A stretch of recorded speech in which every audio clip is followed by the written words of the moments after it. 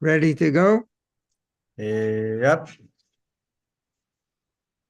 Om Magana Timarandasya Gyananjana Shalakaya Chakshuranmilitam Jena Tasmai Shri Gurave Namaha Shri Chaitanya Manubhistam Stapitam Jena Bhutale Swayam Rupa Kadamayam Dadati Swapadantikam Namo Vishnu Padaya Krishna Prastaya Bhutale Srimate Bhakti Vedanta Swaminiti Namane Namaste Saraswati Devi Gauravani Pracharine Nirvishesha Shunyavadi Paschatya Deshatarine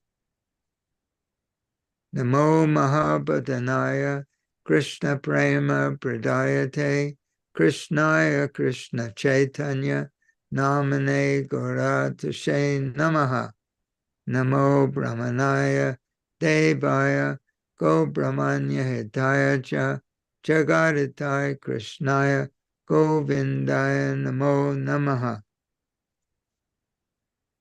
Today we're going to talk about we're going to talk about things that are taboo, Prabhu. We're going to talk about things that are taboo. That means things that we are not supposed to mention. We're going to call this talk talking about love. Haribol. Love exactly what we need. It's the forbidden topic that we must not ever speak about in Krishna consciousness, according to some devotees. Yes.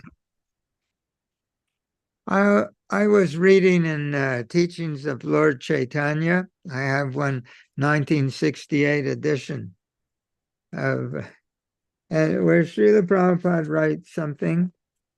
I just came across it.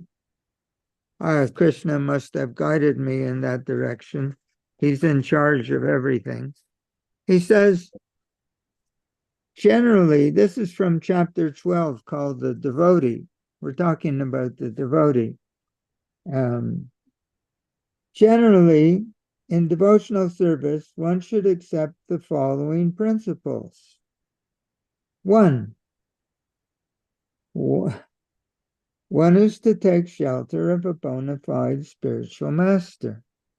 Good, right? We want to do that. Two, it is necessary to be initiated by the spiritual master. Make a nice relationship, a nice connection. Three, to serve the spiritual master. And now number 4, the big surprise. To inquire and to learn love from the spiritual master. To inquire and to learn love from the spiritual master. Now, how do we learn love from somebody? How do we learn love from somebody? These are the general principles. Srila Prabhupada says, generally one should accept the following principles. He's talking to his students. He's talking to us that we should consider these things and take them up. We should inquire from Srila Prabhupada how to learn love from him. Now, Srila Prabhupada in Chaitanya Charitamrita Adi Lila, first chapter, verse 47, if my memory serves me correctly, Srila Prabhupada says that there's 2 kinds of spiritual masters, that they give 2 kinds of instruction. One kind of instruction is objective instruction. These are his exact words. And another kind of instruction is subjective instruction. So he says that subjective instruction is given by the pure devotee, spiritual master, who's a pure devotee and who is, quote, in profound devotional meditation on Krishna. He holds Krishna in his heart. And and this, he says, this kind of pure devotee can give subjective instruction. So I looked up the word subjective on Google, all right? We Google. And it says that subjective means feelings, emotions. Feelings. Subjective instruction is that the spiritual master is teaching us how to feel love for Krishna. He's giving this instruction by his personal presence. This is very amazing. So we have to learn how to have a relationship with that pure devotee, with Srila Prabhupada, so that we can begin to receive from him subjective instruction. That's very amazing. Subject. You see, I'm researching our literature because people become very nervous when we talk about love. But as we just read, that is a general principle that after one accepts a spiritual master, one should inquire from him about love and learn from him what is love. And in Chaitanya Charitamrita, it's described that one should receive subjective instruction from the real spiritual master who actually has love for Krishna. He shares that with us. Again, in the 10th canto, Srila Prabhupada has one purport in which he describes this initiation process. It said those four principles. Let's read them again. That, oh, I'm in the wrong place. Let's see. Chapter 12. Yes, chapter 12. One should take shelter of the bona fide spiritual master. That's one. Two, and become initiated by him. And three, and serve him and inquire. And to learn, to inquire, and to learn love from the spiritual master. So, but first comes initiation. So Srila Prabhupada describes what initiation is. In the 10th canto, in his comments in Srimad Bhagavatam. Very wonderful explanation. He uses the word diksha. He says that diksha must be done by someone who carries the Supreme Lord in his heart. And he says that the disciple and the spiritual, that diksha or initiation is the process by which there's the establishment of a, quote, heart-to-heart relationship with the spirit, between the spiritual master and the disciple. And that's what initiation is. It's not just, some people think it's a ceremony. One can have this relationship with or without the ceremony. The ceremony is a formality. But the initiation is the beginning of the heart-to-heart relationship. These are Srila Prabhupada's words, that Diksha, or initiation, is the beginning or the establishment. This is the very beginning of our spiritual life, is to initiate this heart-to-heart relationship with a pure devotee so that one can receive subjective instruction from him. One can. You're raising your hand? Oh, okay. Yeah. If you don't mind, can No, you I just don't. give one example of subjective instruction, just so all of us are clear? Okay. Here's an example. Consider the man, a young man, hopefully. He goes to, he's a musician. He's been playing the piano since he's 4 years old. Then all through school, public school and high school, he's taking lessons from different teachers. And as he grows stronger, as he grows more established, he takes more and more mature teachers. And then he goes to the Conservatory of Music. And in the Conservatory Music, there are piano exercises, classical, and he memorizes every classical exercise, every classic in the books. He can do them with his eyes closed, and he can do them at the great speed, and it is all perfect. But then, when he graduates, he begins to look for a teacher. When he's finished all of that education, he begins to look for a teacher. What kind of teacher is he looking for? So he wants to play Bach. He wants to play Beethoven. He wants to play Mozart. So he's looking for somebody. Do you know what kind of person he's looking for? He's looking for a teacher who can give the real feeling of Mozart, the real feeling of Bach.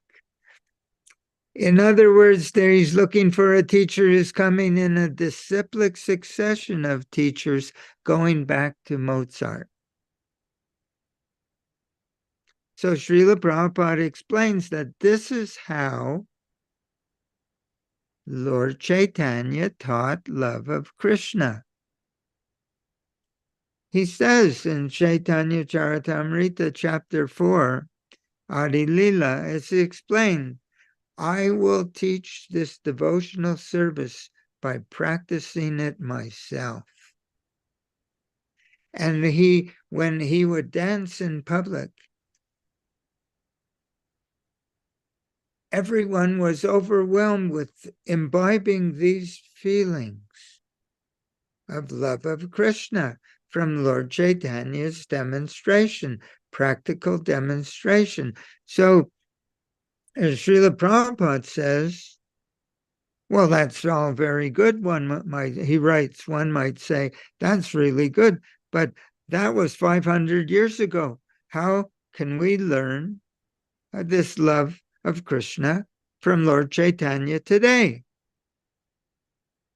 He says one can receive the love of Lord Chaitanya through the disciplic succession. By being in touch with the present Acharya, it's as good as being directly in touch with Lord Chaitanya. And therefore, Srila Prabhupada writes in Srimad Bhagavatam, see, all these are quotes from our scriptures. In Srimad Bhagavatam, first canto, 5th chapter, 25th verse, he explains that, quote, first line in this purport, pure devotion is as much infectious, in a good sense, as an infectious disease. What does that mean? Pure devotion, this is the first sentence, pure devotion is infectious, but in a good sense, as an infectious disease. Then he explains later on in the same purport, infection of the qualities of the pure devotee means to imbibe the taste of devotion in the association of the pure devotee. And that taste makes material taste unattractive. So we have two things going on, getting the taste of devotion and becoming detached without separate endeavor from material desire.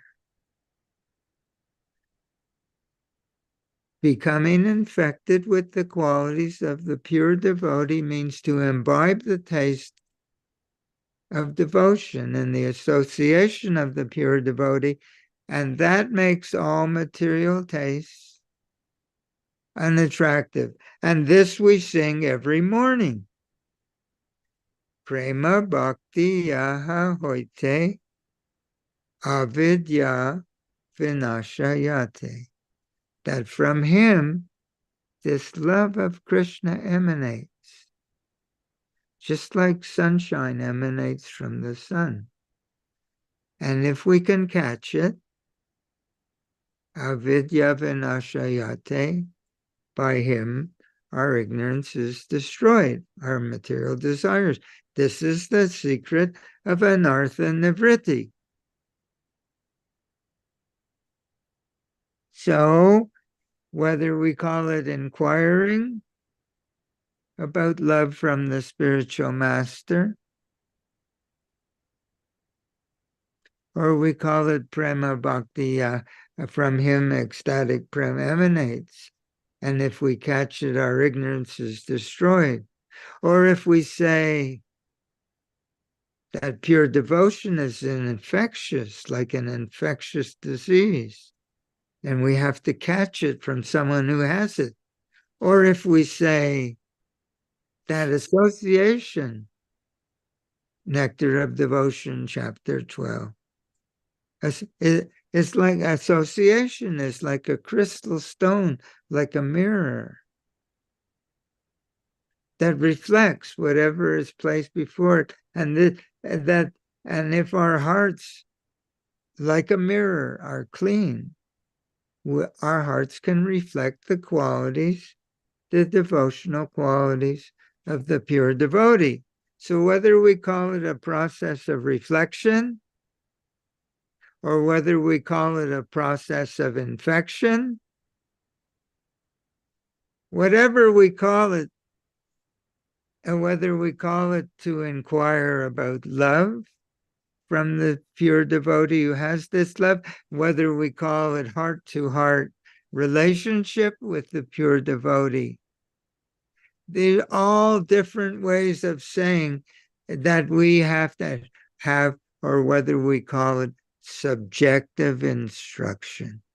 This is so the musician who knows everything perfectly, we have the same thing. There are many of my god brothers and others, younger generation. I know one god brother, he's memorized Bhagavad Gita. Imagine, to memorize. I read that Srila Bhakti Siddhanta Saraswati had memorized the Bhagavad Gita by the age of 7 years old. And he could give a lecture on each verse. So I know devotees. So in the Vedanta, there's 3 sections, Vedanta Sutra. Sambandha, Abhadeya, and Prayojana. So what is this Sambandha? Sambandha means the philosophy. We can say, I'm not this body. I'm an eternal spirit soul. I'm Krishna's part and parcel. I'm eternal. So many things this is our philosophy. But Abhadeya means next step. Abhadeya means how do we put this philosophy into practice so that Prayojana, one day we can have mature love of Krishna. So philosophy, it means it's a science. It's a scientific. When I went to university, they taught us scientific method, which meant hypothesis. You go in the laboratory and there's a theory. There's a hypothesis. You have so much oxygen, so much hydrogen. You put in a test tube and you make water. It's a theory of how it works, what are the proportions, etc., and how to do it. Then you go into the laboratory, you have the hypothesis, then you have the procedure, how to do it. You follow the instructions with the, they have the test tube and they have the Bunsen burner, the little flame, and you have all and then you weigh the elements, and then you see, does it really create water from H2O, 2 parts hydrogen, 1 part oxygen? It makes water, H2O. And then you write your lab report conclusion. So hypothesis, procedure, and conclusion. So in Vedanta Sutra, we have Sambandha, the philosophy, Abhadeya, the procedure, and then the conclusion that if we apply ourselves, we should have this love of God. As Srila Prabhupada says, we don't need anybody's, we don't have to receive a certificate or a diploma in Krishna consciousness, because we know when we have it. That's all we need. So this Abhadeya means we were reading about that Abhadeya, to inquire from the realized spiritual master, what is this love of Krishna? How can I taste it? And Srila Prabhupada says, how do you taste it? You associate with someone who has this, and you imbibe the taste. He says, and how do we become free from material desire? Prema bhakti hoite. From him it comes, this love of Krishna. And if you get it, your material desires will be finished. This is the process. This is Abhadeya. And therefore, one has to be a scientist. But in the laboratory at the university, one holds the test tube and he can make objective appraisal of the situation. But in this science of Krishna consciousness, we have to be in the test tube. We have to enter in. So that's why Srila Prabhupada says that the Krishna consciousness is not completely objective study. The objective study is like trying to, Srila Prabhupada says, taste the honey in the bottle by licking the outside of the bottle. He said, you'll never get the taste. You have to enter into the bottle and taste the honey. So that entering into the bottle, this is the process is to imbibe the taste, to become infected by association, just like you catch a disease by intimate association with someone who has, we catch the feeling of love of Krishna, the feeling of Krishna consciousness from someone who has this Krishna consciousness. He says it's just like infection. The cultivation of Krishna consciousness is to imbibe the taste of Krishna. This is the process. Prema bhakti ahahoite, from him it comes. This Krishna prem emanates. Avidya vinashayate.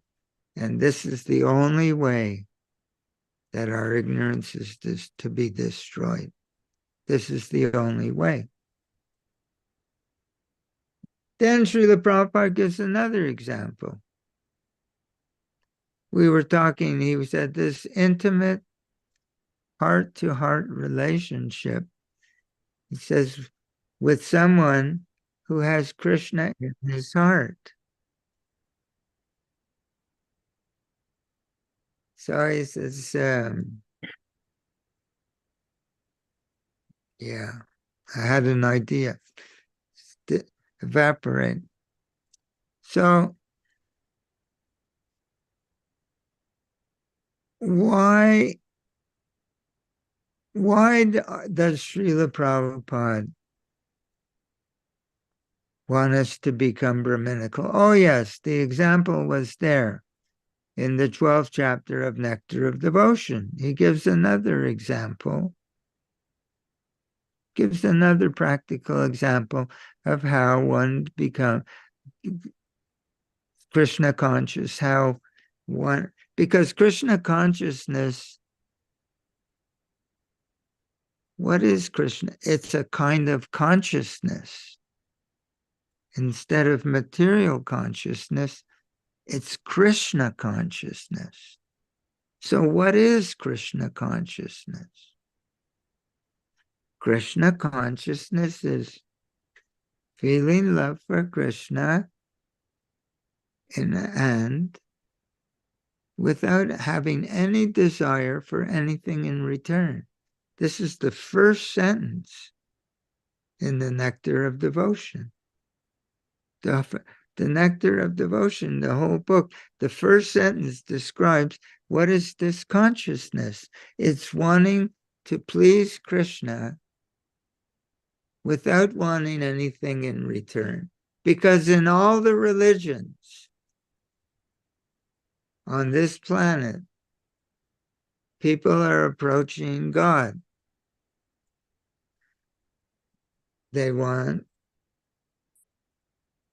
material benefit.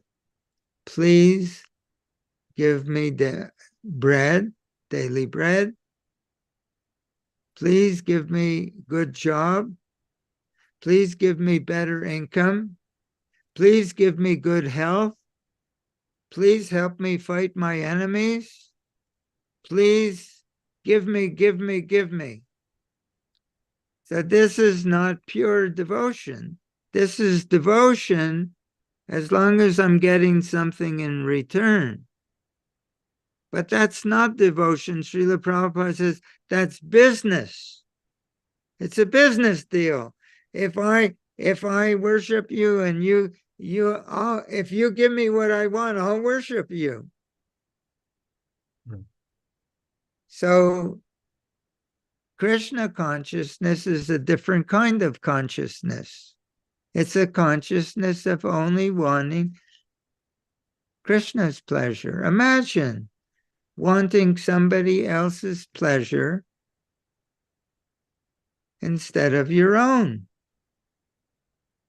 Well, we have that even in the material world.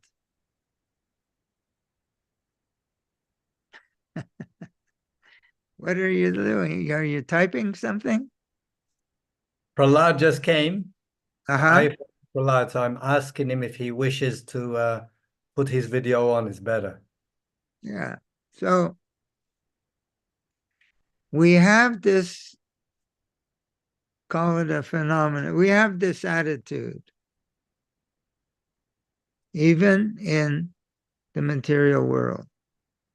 It exists. There are people who are humanitarian.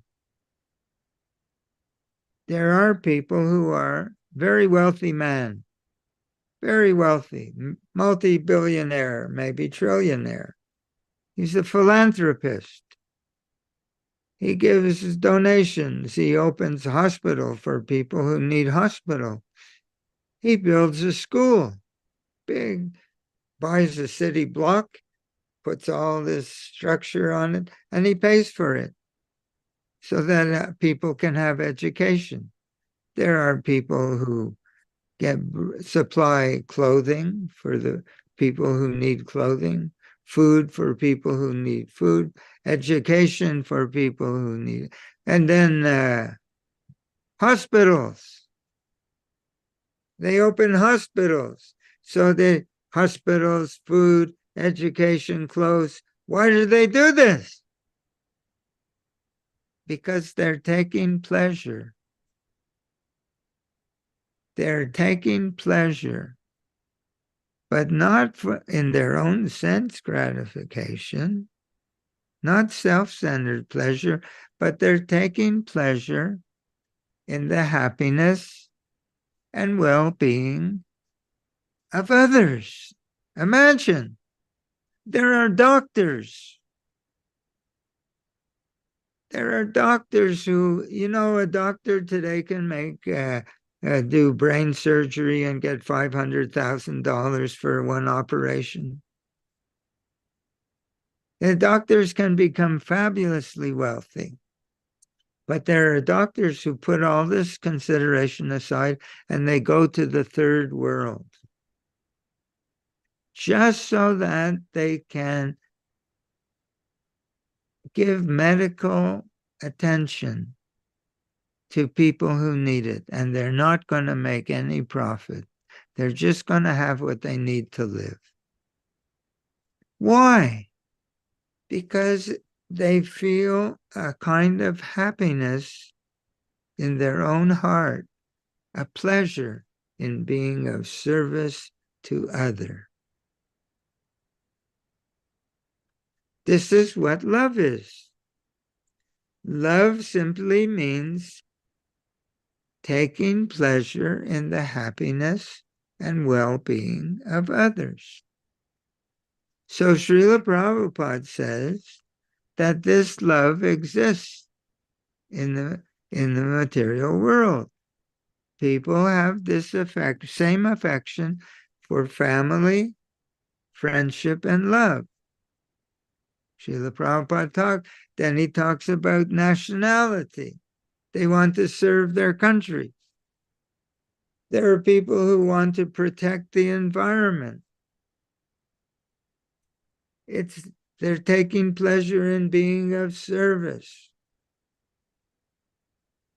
to friends, of service to family, of service to those who need clothes, of service to those who need medicine, of service of those who need education, of service of those who need food. Taking pleasure, feeling fulfillment in the happiness and well-being of others. And what does Srila Prabhupada say? Have you ever heard the words? Transfer the account. Take this same feeling of taking pleasure in the well-being of others and transfer the account to Krishna and Krishna's pure devotee. the same orientation of the heart. He says we all have this already. It's not something that has to be added to us. We have it. When you go in the store and you walk down an aisle, it happens to me every time I go to the big store. You walk down the aisle and you have a smile on your face, and another person is walking towards you. They begin to smile. Have you had that experience? Yes, yes, but it works. You say hello to somebody and you express and they light up. You take a sincere interest in their well-being. I go through and the cashier and the cashier looks at the groceries and they move them through the counter and then you punch it on the machine and then you say, "How are you doing today?" And they look at you and you say, "Yeah, how long is your shift? When do you get off? What's it like standing there all day on your feet?" And they begin to smile because you're taking an interest in them. So Srila Prabhupada says that this, and when they smile, you feel, when they smile, we feel good because we've done something for somebody else. We've brought a little light into someone else's consciousness, into someone else's life. Instead of seeking our satisfaction through the gross gratification of our senses, we're taking pleasure in the happiness and well-being of another. Mm. When this same orientation is applied to Krishna or Krishna's pure devotee, this identical orientation of taking happiness in the well-being and pleasure of another, it's called bhakti. Imagine, this is what bhakti is. Now, when we talk about love, people get very excited and very disturbed. But they're thinking that we're talking about the highest levels of love of God, where people, what do? Their body shivers, the hairs on their body stand on end, their voice becomes choked up, tears come from their eyes, they fall on the ground, they roll on the ground. they sing and dance in public, and they have no sense of the social situation, that people will think they're strange because they're in devotional ecstasy. We're not talking about that. We're talking about the neophyte condition. We're talking about my condition, that we're all capable of taking pleasure. We read that Krishna, that Pandraka appears before Krishna with some artificial 4 arms and tells Krishna, and Krishna finishes him off. We cheer for Krishna. We're taking pleasure in Krishna's pleasure. The mundane person goes to the football game or the soccer game, and when their team scores, they cheers for them. They cheer for them. And when Krishna does something, we cheer for him. We're taking pleasure in Krishna's pleasure. So to learn these feelings of blissful Krishna consciousness, to learn how to feel that kind of enthusiasm, the process is Pure devotion is as much infectious in a good sense as an infectious disease. Infection of the qualities of the pure devotee means to imbibe the taste of his devotion. In that same purport, 1.5.25 of Srimad Bhagavatam, Srila Prabhupada says that in that way, there's a certain nectar. It's called the nectar of devotion. Bhakti Rasamrita Sindhu. Bhakti Rasamrita Sindhu is not simply the name of a book. It's a reality. There's a nectar of taking pleasure in Krishna's pleasure. It's a reality of taking pleasure in Srila Prabhupada's pleasure.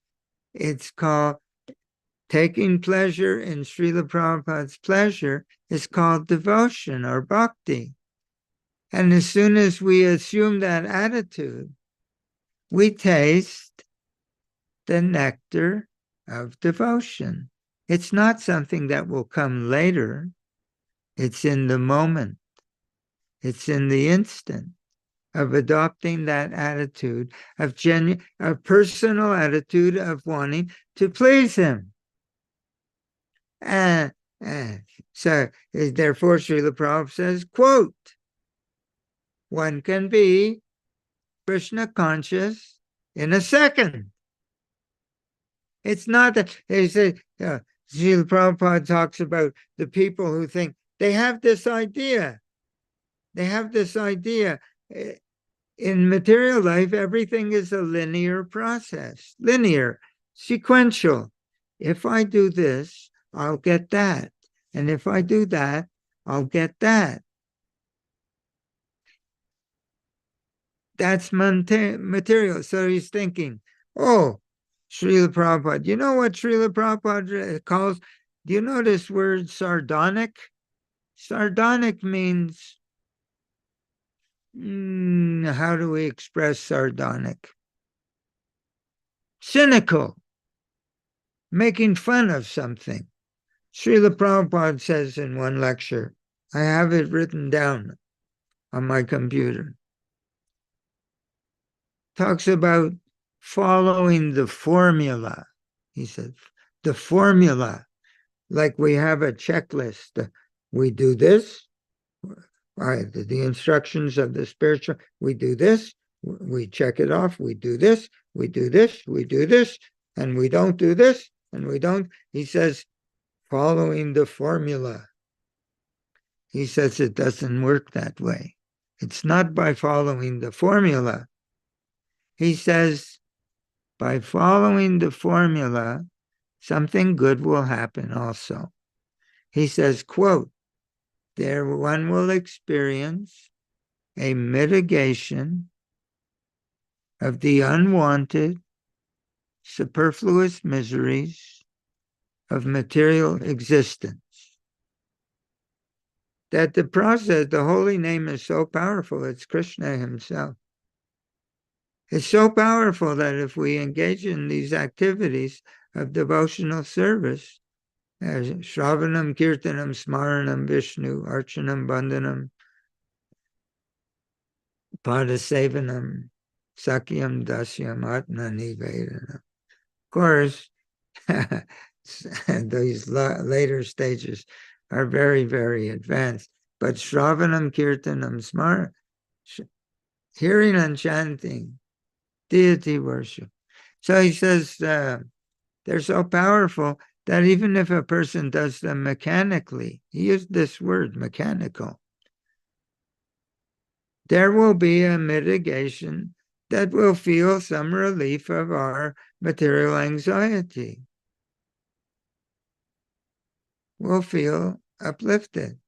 He says, but this mechanical process of following, quote unquote, the formula will never serve to awaken our dormant feeling of love for Krishna. It doesn't work that one is thinking that if I follow this formula for a year, for 5 years, for 10 years, for 20 years, for 50 years, one day I'll be blessed with realization, and then I will have loving feelings for Krishna and Krishna's pure devotee. People are thinking like that. My God brothers are thinking like that. They're thinking that by following what Srila Prabhupada sardonically calls the formula, by mechanically doing over one day,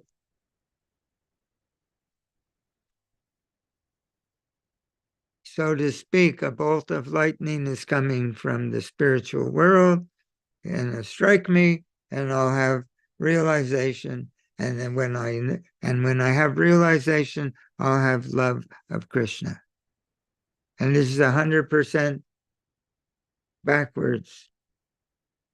Not that when I have realization, I will have love. Our process is when we have love, we'll have realization. Not when I have realization by following mechanically, quote, the formula, that I'll have a realization one day and then I'll have love. No.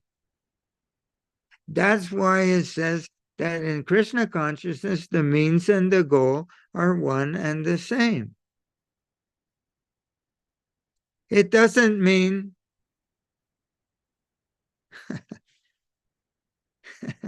what was that? I don't know what that is. I can't hear you. You're muted. I think our beloved Prahlad is playing with the computer. There's tricks you can put, and that's what I think he just pressed that. All right. So where? I'll go get one of Prahlad. Hold on.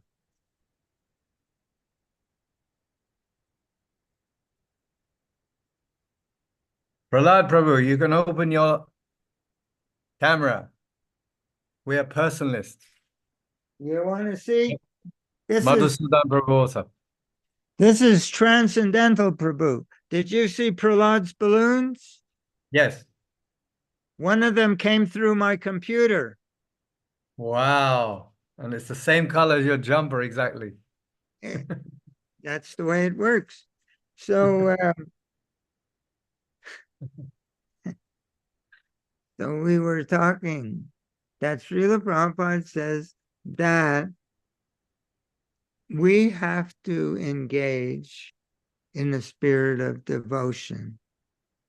So, in order to reawaken, because what happens is, as soon as we're in this spirit of devotion, it's like Srila Prabhupada is a transcendental person. He's not someone who's gone. He's not someone who's not here in the room. Srila Prabhupada is as good as the all-pervasive supersoul. These the external manifestation of the Lord in the heart. The bona fide spiritual master is the external manifestation of Krishna in our heart. That Srila Prabhupada can have a personal relationship not only with his several thousands of students, he's called Jagat Guru. The whole universe can have a personal relationship with Srila Prabhupada simultaneously. It's inconceivable. But how does he have? Because he's a Shaktyavesh avatar. He's a form of Krishna. One of the kinds of avatars described in our books is a living entity a personal associate of Krishna, who's empowered by Krishna to take that role, that we can relate to him just like we would relate to Krishna. It says that in the first chapter of Chaitanya Charitamrita. We can relate to Krishna's pure devotee representative, as we would relate to Krishna himself. Shakshad Harittvina Samasta Shastra Uktastatava Vyata Eva Sadi Kintu Prabhoja Priya Eva Bande Guru Shri Char. I offer my obeisance because we can relate to him as good as we would relate to the Supreme Lord. And when he is pleased, Yasya Prasada, Bhagavad Prasada, that's when Krishna is pleased. So how do we please him? By following the formula? Mechanically? No, he doesn't need anything from us. He wants our love. He wants our desire to give him pleasure. He wants a personal relationship with us. And if we have a personal relationship with someone who has a devotional feeling, we become infected by it. If he says, Srila Prabhupada says, if you associate with drunkards, you can become a drunkard. Their qualities, it rubs off on you. Call it what you will.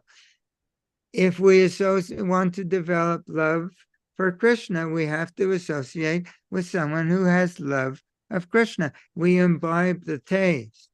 But unless we become personal with him, he doesn't share that with us. As much as we're personal with Srila Prabhupada, he's personal with us. He's only come here for that reason, to share love of Krishna with us. That's called, and then if we engage in activities of Krishna consciousness, in his association, one should engage in the process of devotional service in the association of a pure devotee. If we engage in this way, it's called engaging in Krishna consciousness under the guidance of a pure devotee. That is it. What is he? He's guiding us how to feel. Prema bhakti yaha, from him ecstatic love of Krishna emanates. If we can catch it, our ignorance will be destroyed. Association is like a crystal stone or mirror that our heart, from Diksha or initiation means the establishment of a heart-to-heart connection with Krishna's pure devotee. If our hearts are open, our heart is like a mirror. Association is like a crystal stone, which reflects whatever is placed before. Then what Srila Prabhupada's love hits our heart like a mirror, and it reflects towards Krishna Loka. There's one bhajan in our songbook that describes this process. Having a relationship, it could be Narottam, I forget. He's talking about that the love of Srila Rupa Goswami reflects from my heart and goes towards Krishna Loka. There's another song in our songbook. I offer you all respect, my spiritual master, for thus I may have the energy by which I can know you correctly. Then, by chanting the holy name with feelings of ecstasy, all my offenses will cease. This is the same as saying, from him, ecstatic love of Krishna emanates, and if we can catch it, our ignorance is destroyed. There's so many ways of saying the same thing, same thing, same thing. This is the science of Krishna consciousness. So we have to have a personal relationship now. In chapter 12 of Nectar of Devotion, Srila Prabhupada says, there's one, what's that word? It's a technical legal word. I can't. It'll come to me. He says, but there's one thing that has to be in place. If that mirror of the heart that it can reflect, if we can, that his love from him, Krishna, love of Krishna, Krishna consciousness emanates from him, and association is like a crystal stone, like a mirror. Our heart is like a mirror. He says, but the mirror has to be clean. In order to sense what Srila Prabhupada has to share with us, the mirror of our heart has to be clean. He gave another example in the next paragraph, chapter 12. How intimate is the relationship between the spiritual master and the student, the disciple? How intimate is that? To receive what he calls that subjective instruction, subjective, learning how to feel Krishna conscious, not learning how to recite something we've memorized about philosophy. That has to be there, but learning how to feel Krishna conscious. How intimate a relationship. So just like we were talking about the student who he learned all the musical exercises in the conservatory and can play them blindfolded by heart, but he's looking for a teacher who can give him the feeling of Bach or Beethoven or Mozart. How to get the feeling through a disciplic succession, going back to Mozart. We're in a disciplic succession going back to Lord Chaitanya, who is teaching love of God by demonstrating it himself. He's sharing his feelings. So how intimate a relationship we need with the Acharya is coming down like handing down the ripe fruit of love of God down the ladder and from the tree to the next, and Srila Prabhupada is here, receiving that fruit that is coming down, the taste of that fruit. To imbibe the taste, Srila Prabhupada says in Srimad Bhagavatam, infection of the qualities of the pure devotee means to imbibe the taste of. So he says how intimate we need to learn from him the taste, to feel his heart. Our heart can feel his heart. The neophyte, Srila Prabhupada said, this is not an advanced position. This is for the neophyte.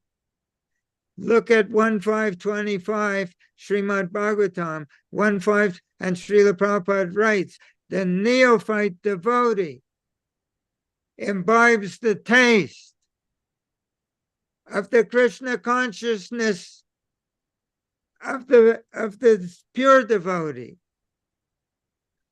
The neophyte devotee imbibes the taste of devotion in the association. This is what it means to engage in Krishna consciousness under the guidance of the pure devotee, in the association of the pure devotee. We are not engaging in Krishna conscious activities, following a checklist of instructions without being in his association, because Srila Prabhupada says it's an apprenticeship program. Quote, that we're working under the instruction, under the guidance, in the association, under the direction of the pure devotee in this apprenticeship program called Krishna consciousness. So in the next example in Nectar of Devotion, Srila Prabhupada says, what? It's like a husband and wife having sex. Look in the nectar of devotion. It's like a husband and wife making a child. He writes that. He says if the husband is potent, is Srila Prabhupada not potent? He's got a seed of devotion to plant in our heart. He's potent. He says, and if the wife is pure, healthy, there will be conception. There will be conception. Something, he'll plant his seed in us and it will blossom into a form, a body. Yes, Srila Prabhupada's writing like that. Why? This is our relationship with our spiritual master, that he impregnates us. So with something that he plants in us, that as we, when the husband plants the seed in the womb of his wife, how does that seed grow? The body of the wife supplies the nurturance through the bloodstream, through the umbilical cord, the cord that connects the body of the growing fetus with the mother and all of her nurturance. So we have to grow that in the association. Srila Prabhupada says, infection means to imbibe that taste. And then when we have that taste, is it finished? No, that he is that taste. There's no difference between Srila Prabhupada and Srila Prabhupada's devotion. Meditating on that connection, meditating on that taste, we engage in our devotional service. That means engaging in Krishna consciousness in his association, under his guidance. Then it grows. Yeah, as soon as we do, Bhakti Rasamrita, as soon as we practice Krishna consciousness with that taste, with that demeanor of the heart that we're imbibing in the association of our spiritual master, we get the proof that Krishna consciousness is real. It's not just a nice idea. It really works. How? Because as soon as we take up the spirit of devotion that we're imbibing from our spiritual master, we taste the nectar of devotion, a feeling of happiness and well-being in our heart. That's called the nectar of devotion. And it's there as soon as we, in the instant that we imbibe the taste and apply the taste, saturate our own activities with the love that we're receiving from Srila Prabhupada.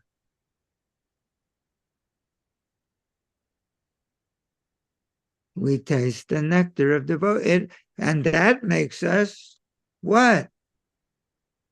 It's small. It's the beginning, but it makes us, Srila Prabhupada said, initiation. Diksha means establishment of this heart-to-heart connection with someone who has love of Krishna in his heart.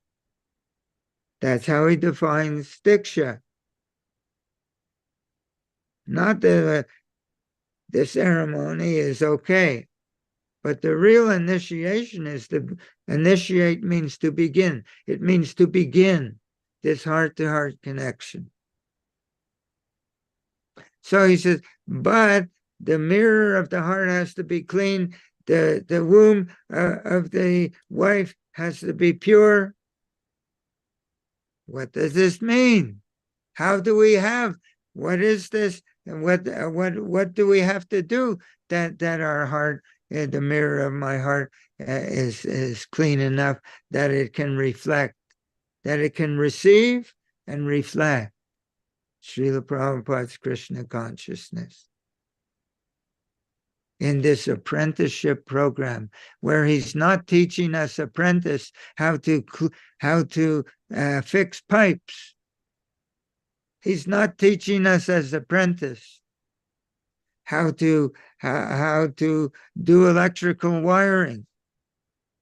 He's teaching us as apprentice how to love.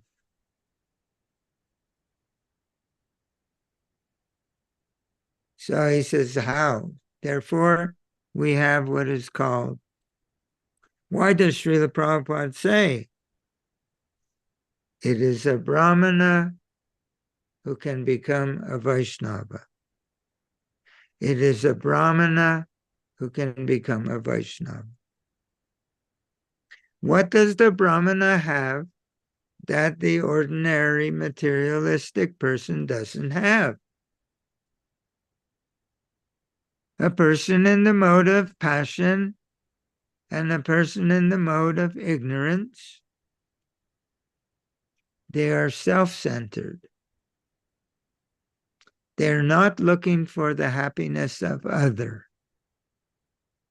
They're looking for self-centered fulfillment through gratification of my senses or subtle gratification, my position in society, my wealth, my power,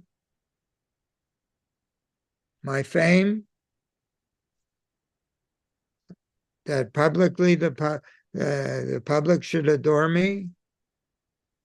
There are people, even in the Krishna consciousness, there are people who want the public adoration. It's called pratishta. It's the stinking disease of materialism, where a devotee wants to pretend that he's very Krishna conscious, and so that he can acquire, so that others will admire him. There are devotees. There are a couple in ISKCON like that. The smell is so bad. So that's called pratishta. So all of these things are self-centered. So they want to be famous. That disease. So in passion and ignorance, what is it's described? Krishna says that in Bhagavad Gita, Krishna describes that when one comes to the mode of goodness, 1851 to 53, all these activities in the mode of goodness are described. And Krishna says that these enable one to come to the next platform of enlightenment called Brahma Bhuta, wherein one becomes joyful in the heart, and wherein one has love for all living entities. Sama sarveshu bhuteshu. He said, Krishna says that one cannot become a devotee until their heart becomes joyful. Brahma Bhuta Prasanatma. Prasanatma means joyful in the heart. Then he says, last line, Mad Bhaktim Labhate Param. Now you can become my devotee when your heart is joyful. Why is it necessary to be joyful? Why is it necessary to be joyful in order to have love for Krishna? Because until one's heart is satisfied with internal pleasure, they will be afflicted with two things. Krishna describes sochati, kankshati. material desire, material lamentation. Material desire and material lamentation are the afflictions of the modes of passion and ignorance. In ignorance, one is thinking about the past, how it could have been different, so I would be happy today. You can't change the past. Therefore, it's called the mode of ignorance. But people spend their whole lives thinking about, they have resentments, they have lamentations, they're living in the past. Bhaktivinoda Thakur says, forget the past, that sleeps, and there the future, dream it all. What is hankering or material desire? That if I get this, and if I get that, then I'll be happy, I'll be fulfilled. That means living in the future. So Krishna says, not nasochati nakangshati, not hankering after something to get, not living in the future, nakangshati, not lamenting, not living in the past. He says, Mad bhaktim labhate param. When you stop living in the past and in the future, you can become a devotee. What is Krishna saying? We have to live in the present moment. Krishna is saying we have to live in, it's all over the web. People are teaching how to live in the present moment, and they're talking about it. What's his name? I forget that other guy. He writes a book, The Power of Now. What's his name? I forget his name. He's very famous. So the power of now, to live in the present moment. But why do they want to live in the present moment? Because they want to enjoy themselves selfishly. But Krishna in the 17th chapter says, he talks about this mana prasada, total satisfaction of the heart.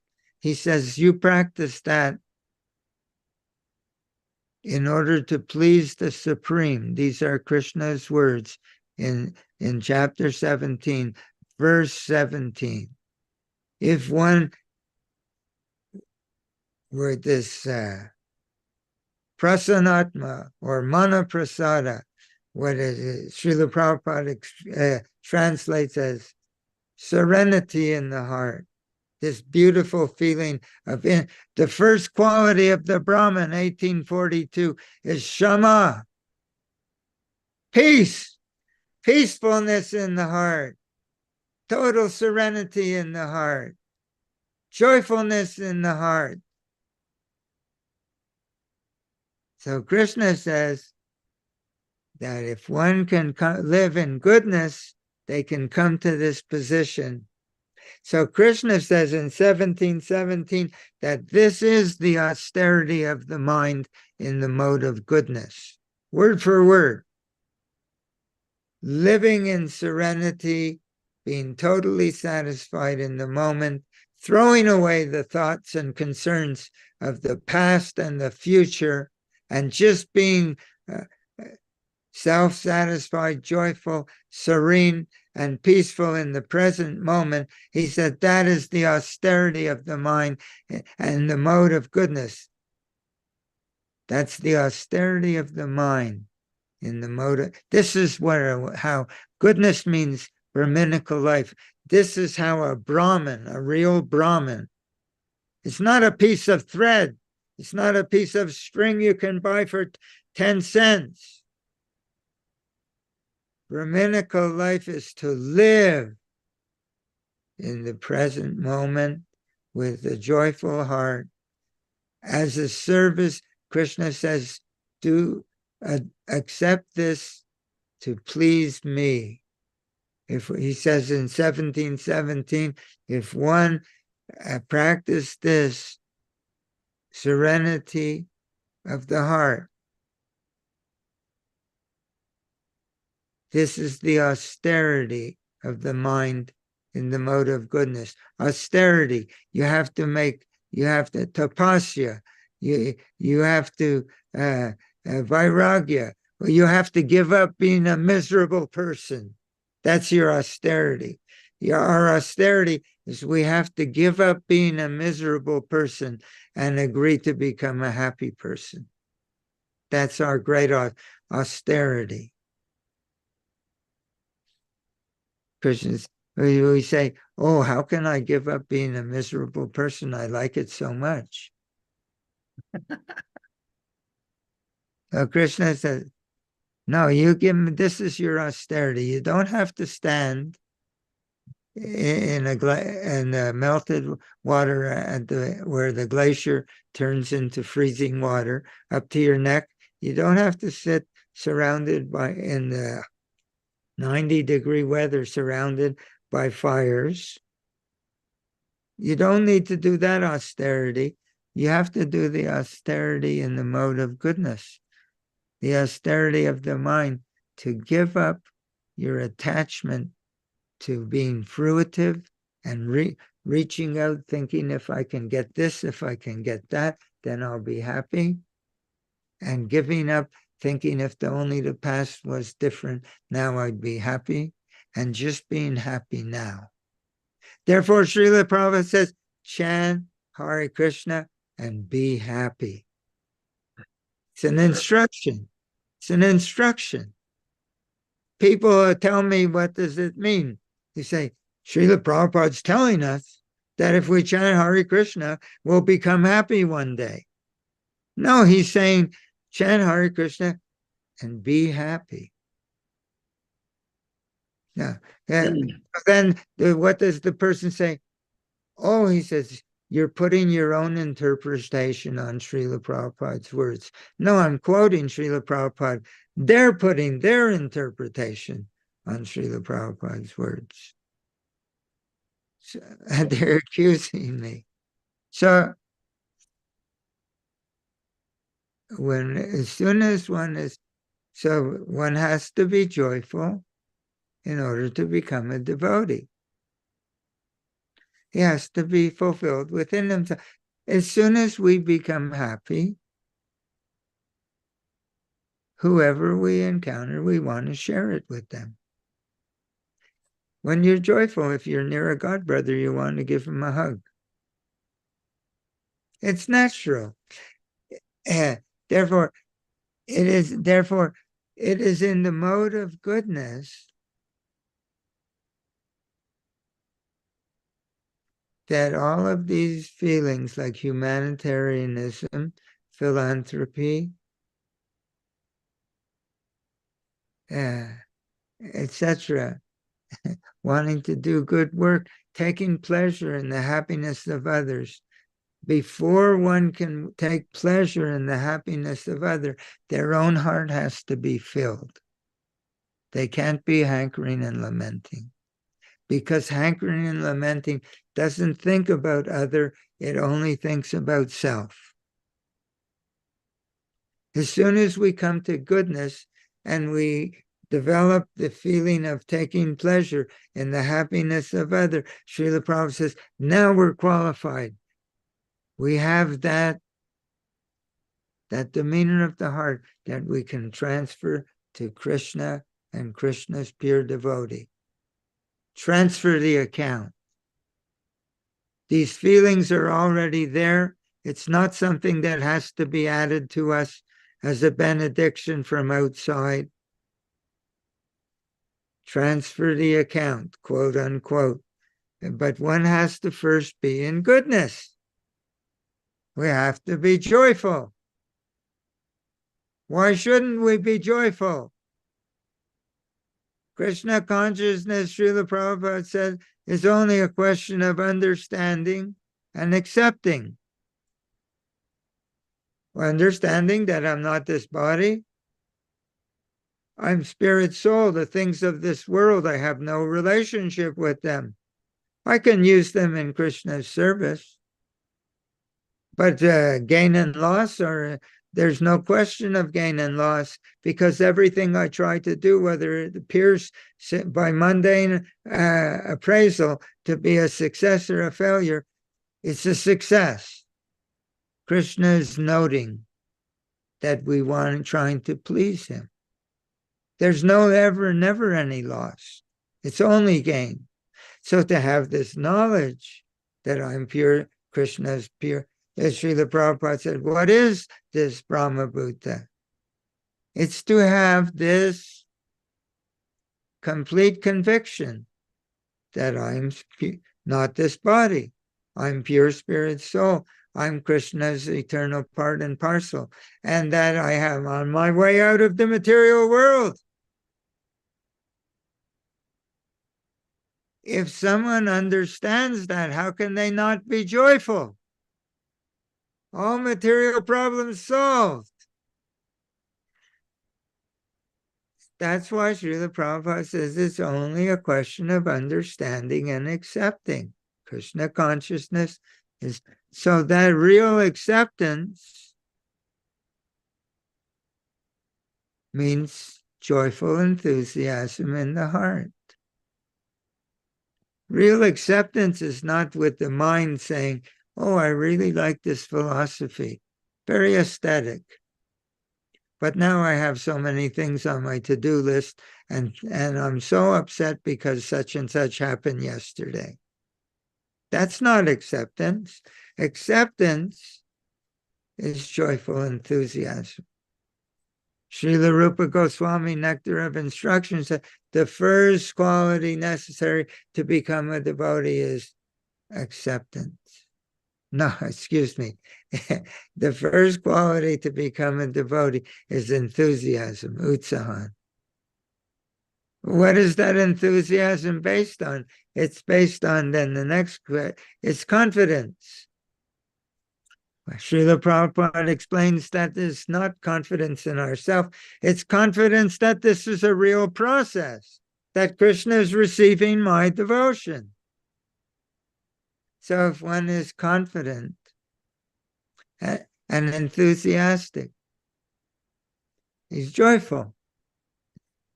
This is amazing.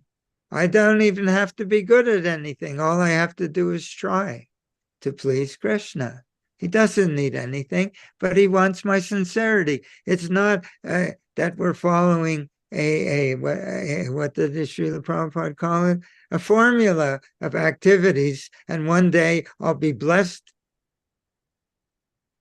It's that I'm adopting this devotion of enthusiasm and confidence that this is a reality. Therefore, it's only a question of understanding and accepting, and the measure of our acceptance is how much we take up this practice with joyful enthusiasm right now. We may forget, we may become distracted, we may get our mind caught on this or that, but tasting that, we can come back to it and build it again and increase it again, and then aspire to live in that. Srila Bhaktivinoda, oh, you who has always tasting the nectar of the name, when will I hold your feet till the end of time? He wants to have the association of someone who has this feeling of Krishna consciousness, so he can have that taste too. So to have, but in order to be able to come close to the pure devotee who has that taste, so that we can become infected with their feelings of devotion, our heart has to be very, very, very, very fresh and clean. It has to be filled with joyful enthusiasm. As soon as we approach Srila Prabhupada with joyful enthusiasm, we sense his presence. That's the price for being able to have Srila Prabhupada's darshan. He has darshan of Krishna, tattva darshanaha, tadvidi pranipatena Paraprashnena sevaya upadekshanti te jnanam jnaninas tattva darshanaha. Tattva, the truth, the supreme absolute truth. You have to find a spiritual master who has the darshan of the supreme, the tattva darshanaha. He's a tattva darshi. He said, you just approach the real devotee who has Krishna's darshan and inquire from him submissively. So what was the first thing we read in Teachings of Lord Chaitanya, article number 4? Inquire from him. How can I feel love for Krishna? And Krishna says, inquire from him submissively. So one has to be open enough to receive what he, prema bhakti, from him this love of Krishna emanates. So we need a living relationship with Srila Prabhupada. To follow, he said, everybody, but they'll say, the devotees will say, my God, brothers, but he says, yeah. And what does he say? How does he say it? That he lives forever by his divine instruction, and the follower lives with him. All we have to do is follow his instruction, right? But everything we're talking about is his instruction.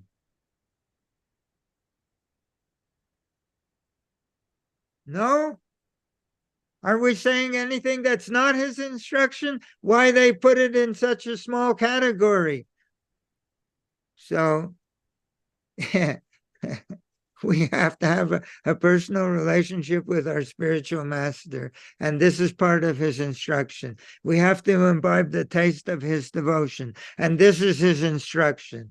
Our heart has to become like a mirror and reflect his feelings. And this is his instruction. Our heart has to become like the womb of a wife who's receiving the seed from of devotion. And this is his instruction.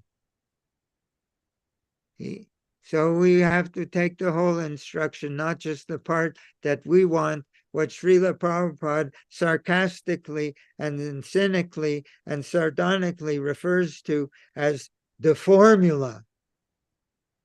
Mechanically following a bunch of instructions, do this, do this, do this, checklist, don't do, checklist, and think that one day the bolt of lightning will come and I'll become a devotee. When we go to Las Vegas to gamble, do you gamble, Prabhu? Every day. When we go to the gambling casino, which we don't, and the goal is to make money, you approach the blackjack table, you approach the roulette wheel, you approach the slot machine. See, I know because I've done it before I was a devotee. So it runs in my family. They're all gamblers. So you approach the table. What's the goal? The goal is to make money. But what do you need to do to make money? To play at the blackjack table. To play at the blackjack table, what do you need? You need to bring money to the table. To make money, you need money. You want to start a business, you need startup capital. What's the goal of the business? The goal of the business is to make money. But without money, you can't make money. Therefore, Srila Prabhupada says, the means and the goal are not different. They're one and the same. To get love of Krishna, we have to have love. It won't come any other way. Krishna will only receive the love with which things are offered to him. And Srila Prabhupada makes the point over and over and over, and not a question of following the formula, having the checklist I've done this, I've done this, I've done this, and I'm not doing this. He says there it is powerful. There will be a mitigation of the superfluous miseries of material existence, but it will not reawaken our dormant love of Krishna. The way to reawaken our dormant love of Krishna, last sentence, is that when we have a little bit of love in our heart, we'll taste the nectar of devotion. There will sense reciprocation that will make us want more, and we'll come back to the table and play again. We have to adopt this style. And that's, Srila Prabhupada says, all of these stages, he says, the different stages from anartha nivritti, and then developing taste, and then developing devotional feelings, and then love of God, are developed in the association of the pure devotee, and that's the purport of this stanza, he writes. That's the purport of this lecture, trying to share with my God brothers that to get love, we have to bring love to the table.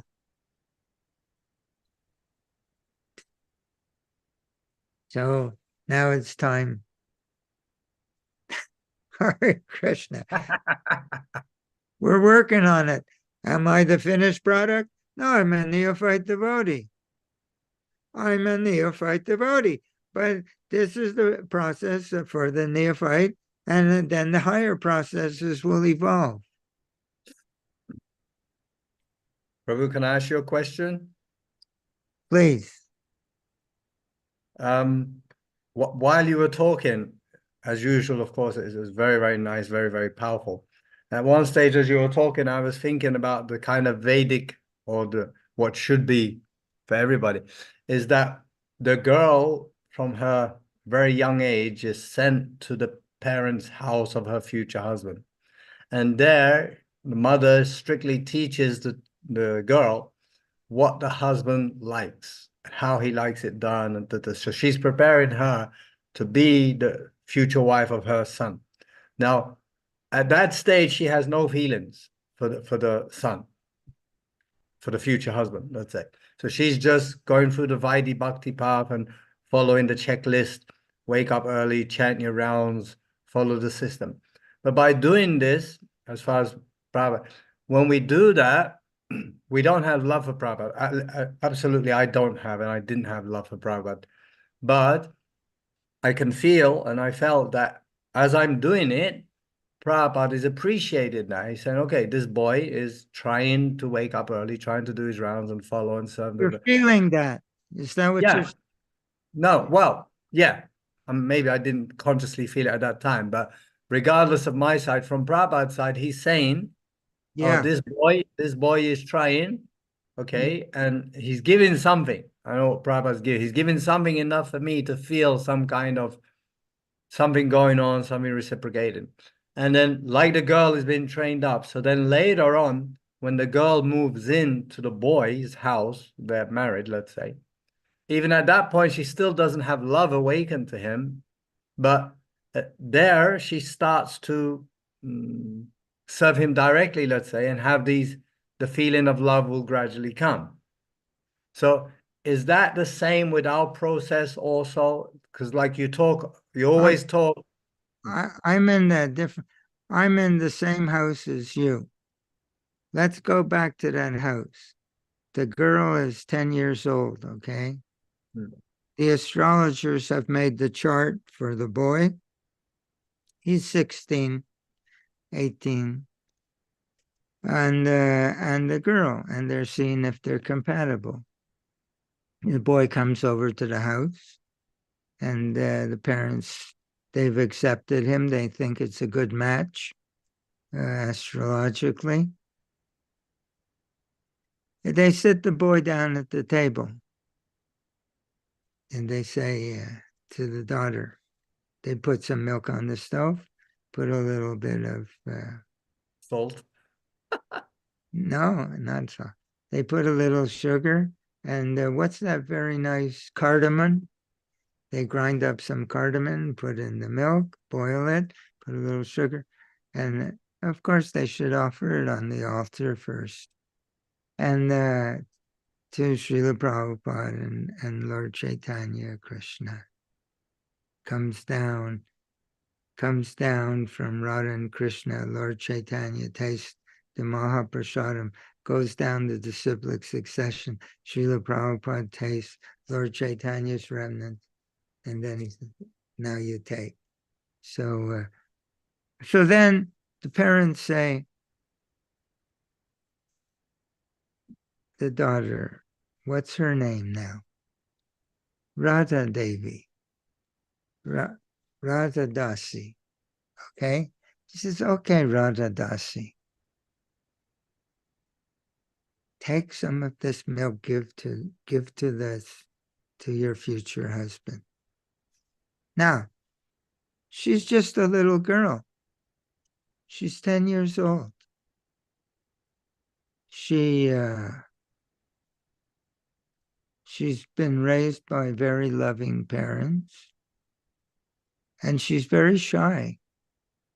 And she takes the milk and she approaches the table, and she has a little shy smile on her face. She knows this is going to be her husband, and she tries to do it nicely, put it in front of him.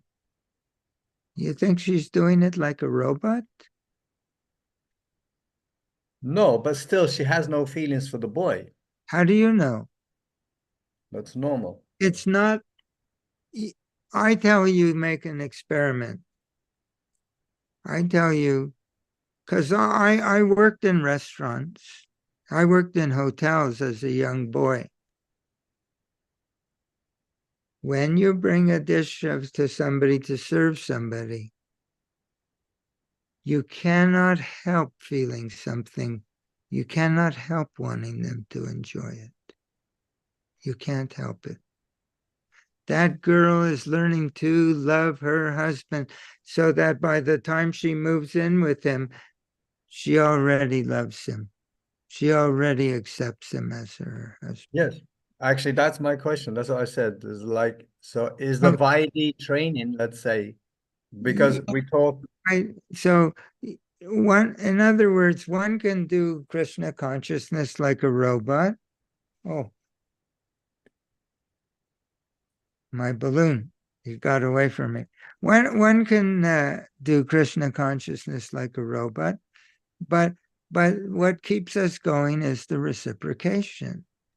What makes us want more is Srila Prabhupada rolled up his sleeve in front of me and said, have you seen this?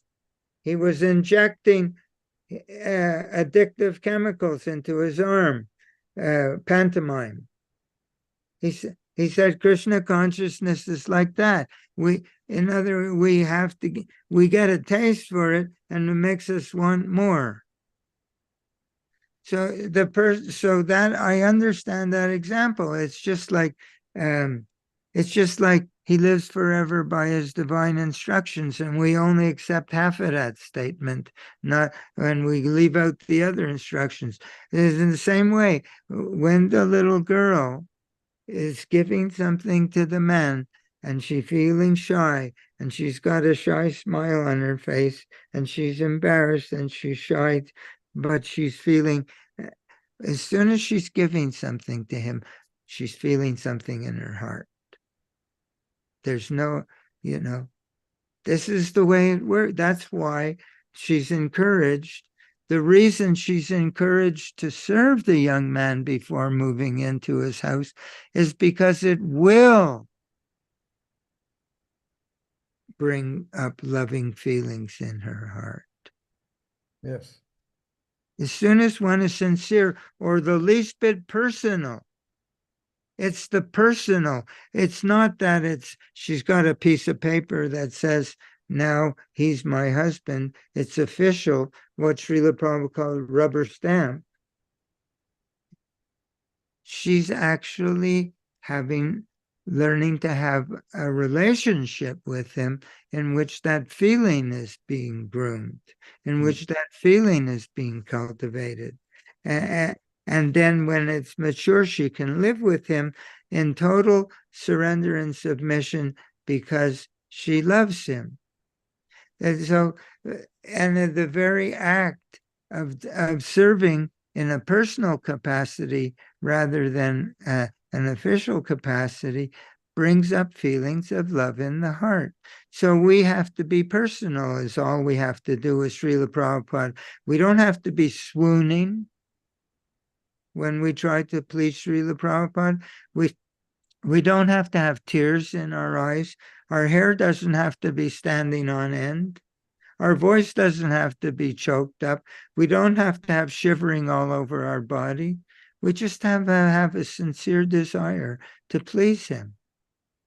And as much as we do, we'll taste the nectar of devotion, which means, how do we translate that? And we'll taste the sweetness in our heart for trying to please him.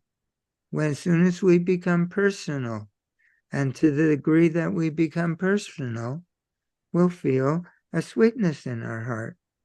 Sure. That means watering the root of the tree is getting, the leaves are getting the water. So it's automatic. That's what makes us believe that this, otherwise we're blind followers. But in the verse 434 of Bhagavad Gita, accept the spiritual master and render service unto him, Srila Prabhupada says in the purport, blind following is useless. Don't be a blind follower. Bring your heart into it. And then you'll feel the reciprocation. And you won't be a blind follower. You'll say, I like this. I like being Krishna conscious. It gives me what I've been looking for my whole life. I tried to find it everywhere, but so like that. You know, we are Western people. Is written, we are so stone. We have a stone heart.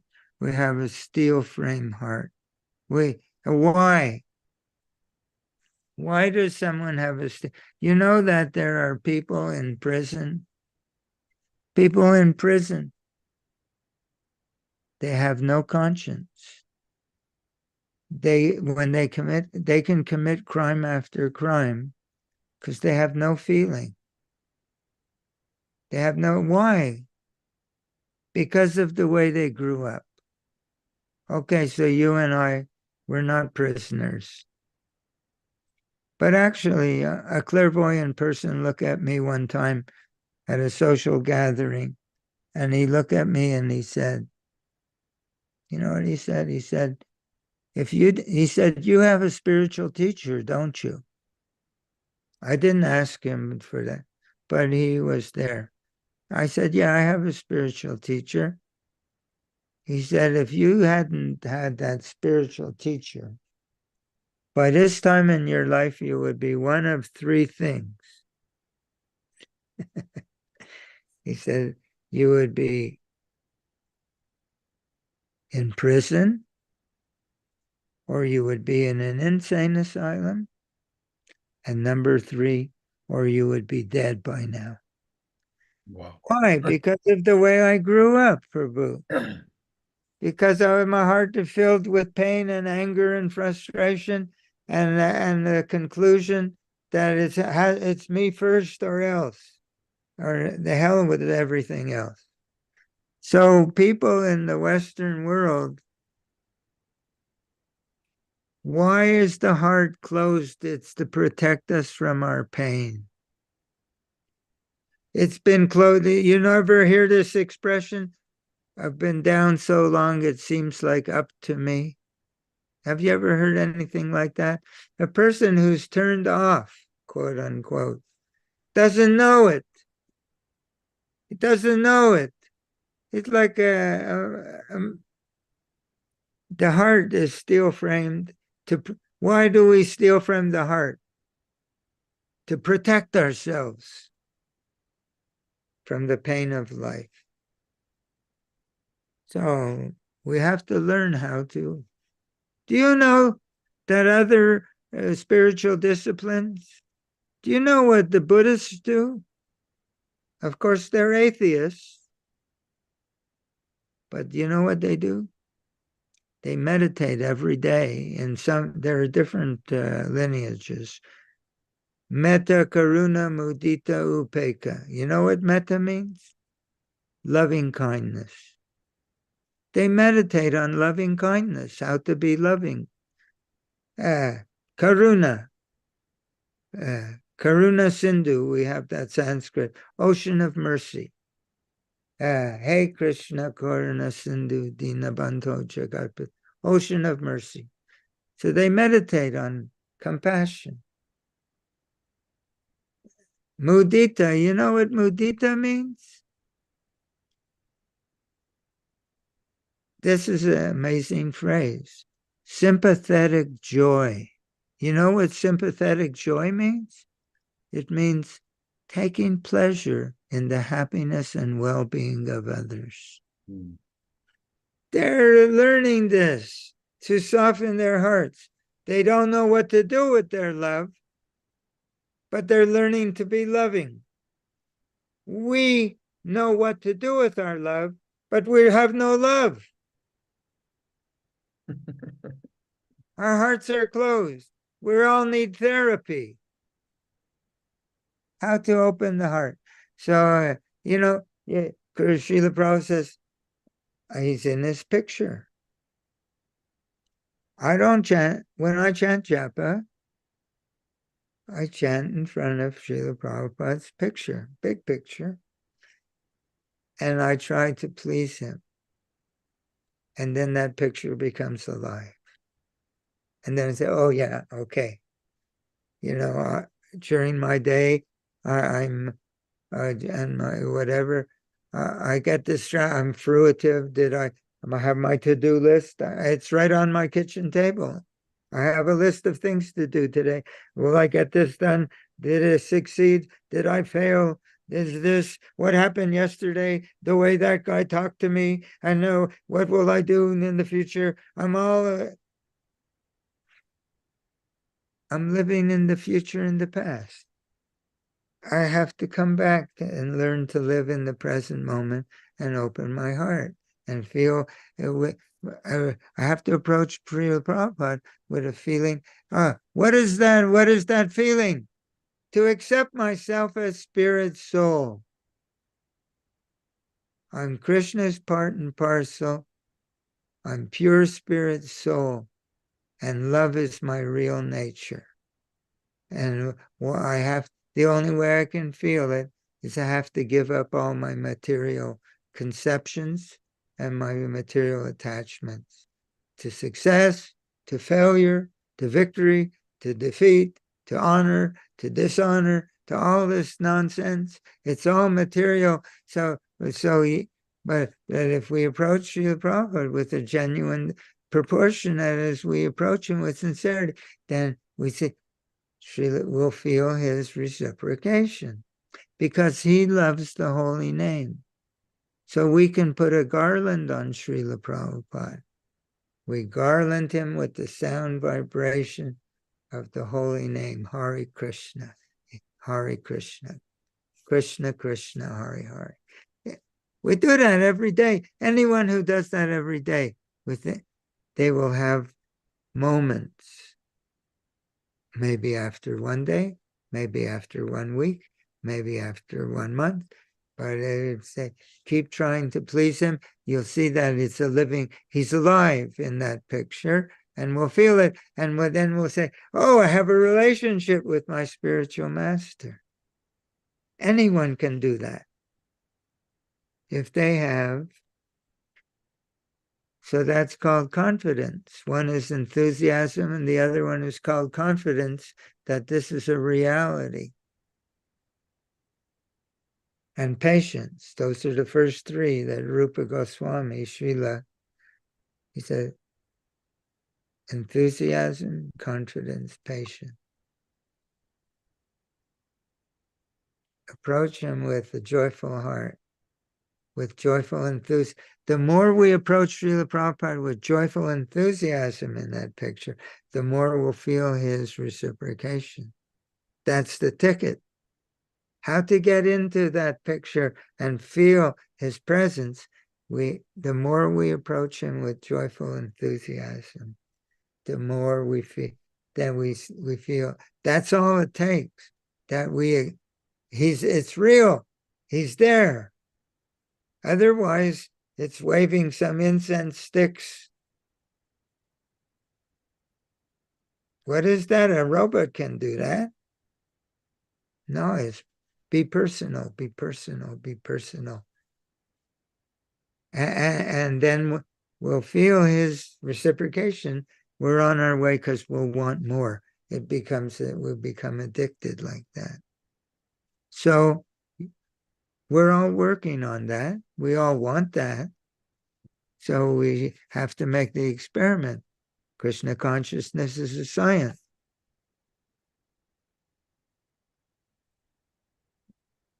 Sambandha Abhadeya Prayojana means theory, and then the application. I don't know, I heard something in the house. So it got distracted. So that little girl, she can't help feeling affection for the person that she's doing a service to. She can't help it. She's feeling, and the next time he comes, she's, oh, he's coming. And she brings him his sweet milk at the table, and she puts it down very shyly with a little shy smile, and she's learning to love him. So we have to become a little like her. We're a little grown up now, and our hearts are a little bit, what? Bruce. It's armored. But our natural position is to be very loving. A Brahmin, he loves everyone. That's it.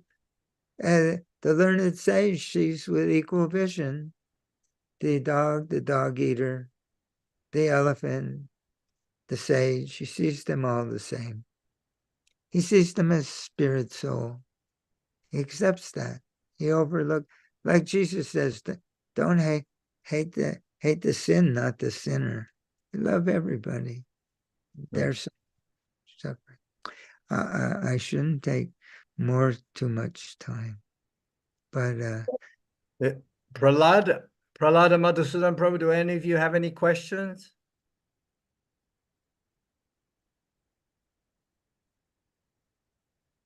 Madhusudan Prabhu, unmute yourself. We can't hear you. Unmute. Hare Krishna Prabhu, please accept my humble obeisances to you and Ishan Prabhu. Hare Krishna Prabhu, this is the first time I am listening to you, so please accept my humble obeisances. Was really amazing how you explained that the mechanical process will not result into some what you call miracle. When I was also having the same kind of thought that doing this day by day, someday something will eventually happen. But lightning, very nicely, bolt of lightning is going true. to come. Be careful. Yeah. So you very nicely explained, Prabhu. And in fact, I was also having the same question, which it's not your fault. It's not your fault. It's the way it's being taught in the temples. It's the way they're explaining that if you just do this, one day you'll have love of God. It's misunderstanding. It's misunderstanding, and it's also cultural. But please, that we're all very much that we're thinking, because material thinking is From this comes this, from this comes this. That way of thinking is sequential, because everything in the material world is sequential. But Srila Prabhupada says, no, 1 second. One can do it in 1 second. As soon as the love is there, the sense of reciprocation is there. Doesn't it? Not that by doing, that one day, that's a material idea. Spiritual life, transcendental to time and space. As soon as we take this feeling of devotion, we can feel his reciprocation, and then we know this is a reality. Then we want more. Yeah. But go ahead. So actually, I joined the session very late, Prabhu, but now I have noted the time into my diaries also and to my scheduler. So Every next Tuesday. time I'll be, yeah, next time I'll definitely be ready for the next upcoming class. And it was really amazing. And thank you, Prabhu. Thank you so much for sharing this link and adding me to that group. So what you do, Wonderful. you're not going to hear this very often, and you're not going to hear this in many places. What I'm trying to say in my own small way, according to my own small realization. But Balaram Prabhu, in my small mind, Balaram Prabhu is recording this. You can listen to it, make notes, put it in your own words, put those notes on your desk, on your wall, that this is I can do this, I can experiment with this, I can try this, I can bring this in, make it a living experience. You can go further in a month than another person is going in 10 or 20 years, because it's becoming a reality to you. Well, you can spend 100 lifetimes mechanically, but one day you have to make that experiment. Krishna consciousness is a science, and we are scientists, spiritual scientists. Hypothesis, procedure, and then we make a conclusion. Oh, it really worked. And I like it. I want more. So you have to be a scientist. Hare Krishna, spiritual science. Thanks a lot, Prabhu. Thanks for the guidance. No, thank you for your encouragement. Prahlad Prabhu, are you there? He's in America also, actually, Prahlad. What is the name of this gentleman devotee who was just speaking? This is Madhusudan Prabhu. He's in Jaipur, based in Jaipur. He's part of the Hare Krishna Jaipur group. Very, very nice devotee. And please accept my humble obeisance, Prabhu. Okay. Thank you. Looks like Prahlad is not reciprocating with us. That's it. So is that okay for you, Ishan Prabhu? Yeah. My wife is coming to the airport this morning. I have to run to town and pick her up. Okay. But I'll bring her a little milk with some cardamom and sugar. Jai. Bring it very shyly to the table.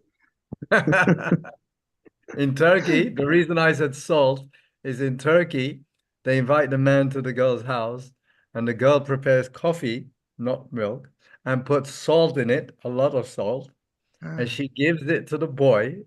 And this is the meaning and the reason, that if the boy can swallow coffee with salt, if he can tolerate that, he can tolerate everything from the girl. So my God, first time I have heard, Prabhu. It will be successful. Hare Krishna. Yeah, and if he says no, I can't drink it, then they'll reject him, saying he can't tolerate anything. You know, there's a story like that in I think it's Sanatan Goswami.